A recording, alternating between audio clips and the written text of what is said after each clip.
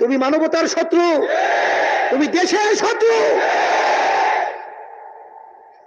আমরা বারবার বলছি যে খোদার কসম করে বলছি, আওয়ামী লীগের দালালি দূরের কথা, বাংলাদেশের ভিতরে আওয়ামী লীগের বিরুদ্ধে যত প্রোগ্রাম, যত বক্তব্য, যাহা কিছু আমাদের বাইরে করছে কারা? বলে আপনাকে বাড়িতে কেস করে নাই, আপনাকে বিভিন্ন মাহফিল অনুষ্ঠান এগুলো করতে দেয়। এই আমাদের কেন্দ্রীয় নেতারা ছাত্র আন্দোলনের একসঙ্গে অফিসে ঢুকিয়া বিনা অপরাধে আওয়ামী লীগের সময় ওদেরকে ধৈর্য নিয়া উপরে পা টানাইয়া এই আছে দায়িত্বশীল এখানে আছে না কেউ? আচ্ছা, ওই ওই একজন আছে, এদেরকে নিয়ে উপরে পা টানাইয়া কেন্দ্রীয় নেতাদেরকে ওরা বলছে হুজুর যে মারা মারছে হুজুর আমরা যে বাইসে বলতে পারি না। একজনে সেদিনকার বলতেছে হুজুর থানার ভিতরে নিয়ে আমার রং গুড়ারে নখ পেলাস দিয়ে টাইনা টেনে ওরা ভালাই দিছে। সেদিনকার কান দেয়ার বলে হুজুর এখন আমি ঠিক মতো দাঁড়াইতে পারি না। এই সেদিনকার আব্বাজান রহমতুল্লাহ আলাই তার বিরুদ্ধে আওয়ামী লীগের সময় 18টা পর্যন্ত কেস দিয়েছে। কয়টা কেস? আসতে বলে 18টা কেস দিয়েছে আওয়ামী লীগের সময়। কি জানেন না? জানেন না?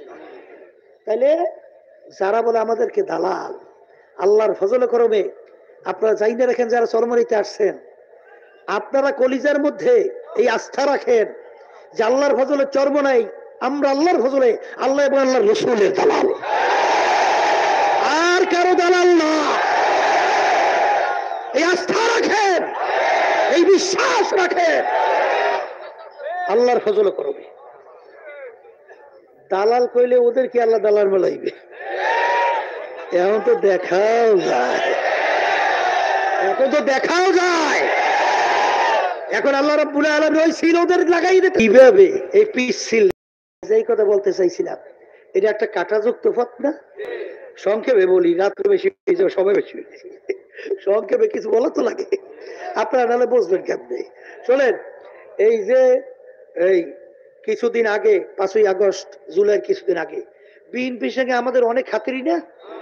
ওরে খাতির, হ্যাঁ, বড় বড় নেতারা কথা বলতে থাকে, আমি বলি, এরা আবার ফেলান করে, আমি এবার ফেলান করি, কায়দা কত বুঝলেন? খাতির আর খাতির।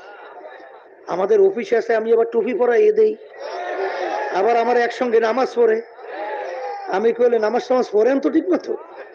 বলে হুজুর মাঝে মাঝে দুই এক তো যায়। আমি কইলে কেমন মুসলমান, মাঝে মাঝে পড়েন মাঝে মাঝে পড়েন না? এই আজকে উজু করেন, নামাজ পড়া লাগবে। নামাজ টামাজ পড়াইয়া খাইয়ে টাই একসঙ্গে। এইবার গেল, এই অসুস্থ, ওখানে একজন রোগী স্বেচ্ছাসেবক, যাও তো মেডিকেল নিয়ে যাও। তাই যেই কথা বলতে চাইছিলাম, তাই শেষ পর্যন্ত খাতিরের কোনো অভাব আছে? কিন্তু যখন 5ই আগস্টের পরে যে কার্যক্রম শুরু করছে চাঁদাবাজি, ও আমি মনে ঠিক বলিনি, মুখ দিয়ে আসতে শব্দ বেরো ভয় পাইতে কি শুরু করছে? চাঁদাবাজি, স্টেশন দখল, এই বিভিন্ন ঘাট দখল, এমনকি একটা পানের বিক্রেতা, কি কয় ওরে, পানের দোকানদার ওই চাঁদার আওতার থেকে মুক্ত পায় নাই। আমি ওই কুমিল্লা যাইতে আছি, রাস্তার পাশে রহমতপুরীর বাসায় রাত্রে রয়েছে, বলছেন রহমতপুরি হুজুরে চেনেন না? ফল নিয়ে আসে, জিজ্ঞেস করি দাম কেমন? বলে হুজুর এত। আমি বলি এত দাম কে? বলে হুজুর যার থেকে ফল আনছি সে বলতেছে হুজুর এই যে ফলের দোকান রাস্তার পাশে করি, দৈনিক 1000 টাকা করে চাঁদা দেওয়া লাগে। তা হুজুর আমি কামাই করি কয় টাকা?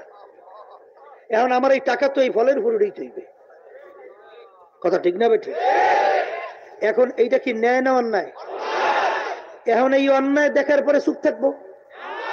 নাহলে গঙ্গা সাথে নমুক আনবে কি এখন বাইরে লাগবে? এখন তো বলা শুরু করছি, এই চাঁদাবাজির জায়গা বাংলাদেশে থাকবে না, এইটা বন্ধ করো, স্টেশন দখল বন্ধ করো, নিজেরা ভাগবাটার সমস্যায় বাজায় 200-এর উপরে খুন করছো বন্ধ করো, পাথর মারিয়া মারা বন্ধ করো। আইএমএ জাহিলিয়াত আর এই বাংলার মানুষ দেখতে চায় না। যখন বলা শুরু করছি